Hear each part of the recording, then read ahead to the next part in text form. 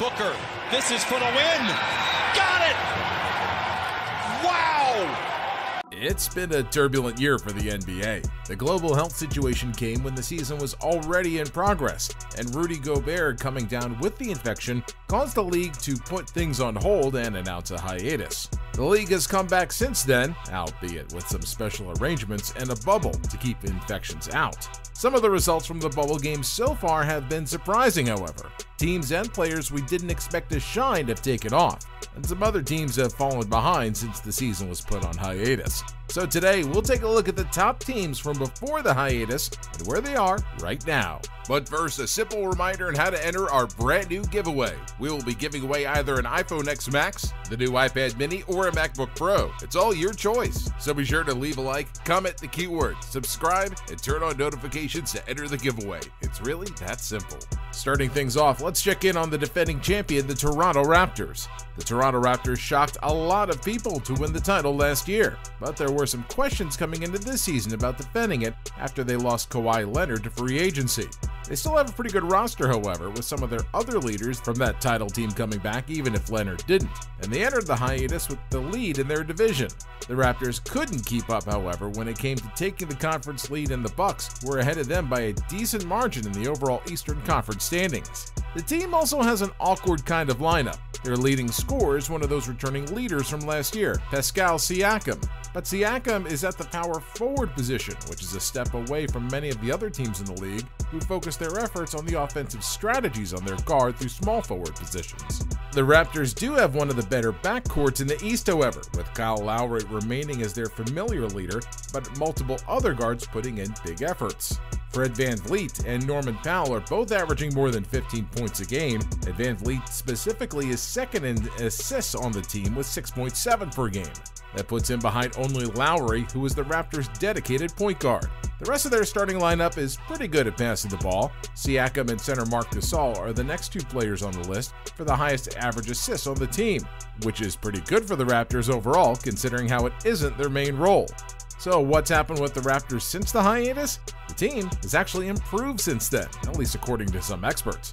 Multiple outlets have placed the team above the Bucks, but below the Lakers based on the early games in the bubble, which would make them the second best team in the league overall right now. But can the Raptors hold on to that through the rest of the games? That's unsure, but they definitely kept their good form going after the hiatus, winning more and becoming one of the top defensive teams in the current bubble games. Next, let's check out the Los Angeles Lakers.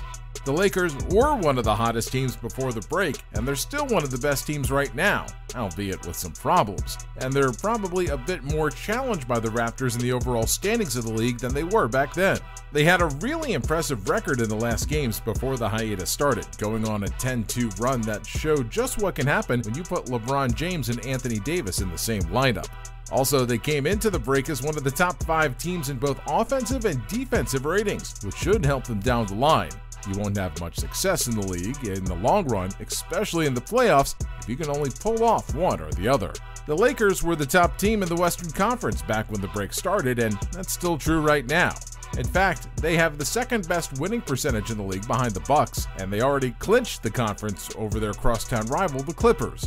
But there's some problems brewing, and they might have a major effect down the line if the Lakers don't sort them out and get back to their old ways before the hiatus. Remember how the Lakers were one of the best teams in the league on both offense and defense before the hiatus? Well, that isn't the case right now, as the team has had only mixed results after play resumed and has fallen behind in their offensive numbers. The Lakers are the only team that has averaged less than 100 points per game since the league suspended the season. Also, while there might not be a reason to panic about it too much just yet, LeBron is missing time with a groin injury, and Anthony Davis has also dealt with a sprained right ankle. Neither player is missing major time or anything just yet, but if it stays around as a problem, the Lakers could easily struggle in the playoffs. After all, the addition of star power is what turned the Lakers around from the pretty bad seasons they had before this one. Take that away and you end up with a very different team. Well, for now, they could weather the storm. Will they continue to weather it down the line? It's hard to say for sure, but whether or not they can get their stars back in time for the playoffs will have a big role to play in whether or not they have a bounce back later on.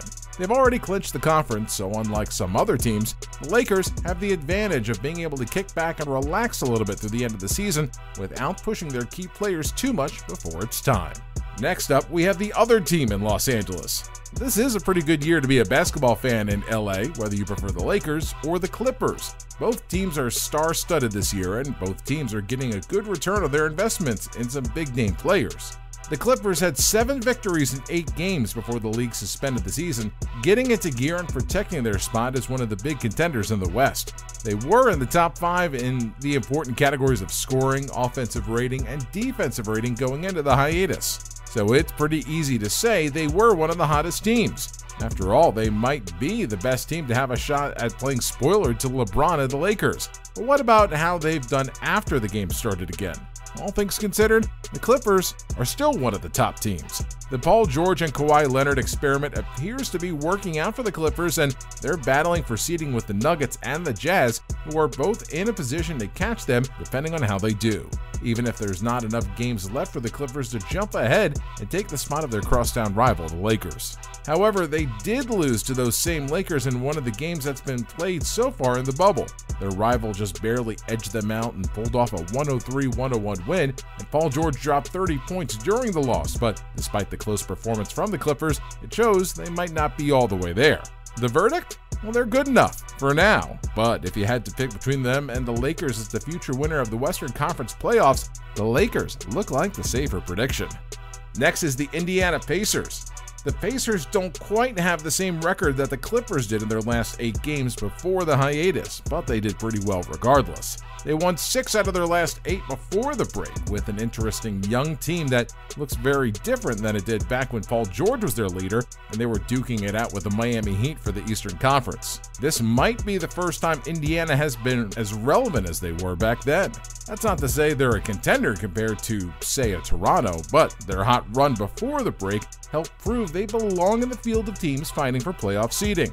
TJ Warren is a bright younger talent who has come into his own recently and also picked up his performances after getting into the bubble rather than before.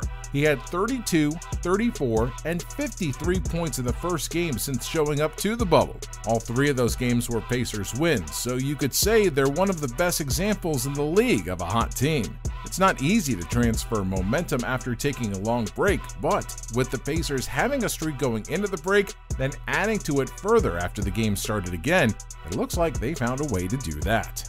The Pacers aren't in a spot where they can catch up with any of the top teams in the conference, but they can still improve their seeding a bit through the remaining games. Based on their momentum, it seems highly likely they'll earn a spot at 1 or 2 seeds higher. Once the playoffs start, though, it's near impossible to say what will happen with Indiana because their current roster isn't exactly proven yet. Last up is the Oklahoma City Thunder. There's no Russ Westbrook for the Thunder, but you can argue Oklahoma City are doing better than Russell Westbrook's Rockets right now. And while that's an unexpected statement to hear based on the hype around the Rockets and the lower expectations for the Thunder, it's backed up by how the Thunder did before the league took a pause. They managed to string together 8 wins in their last 10 games before the suspension of the league, though they did so while losing back-to-back games against some of the top teams in the league, the Bucks and the Clippers. They also lost these games by big margins both times, which might say something about how they'll do in the playoffs. Well, that's all for this video. Thanks for watching, and make sure to check out the other content right here on this channel.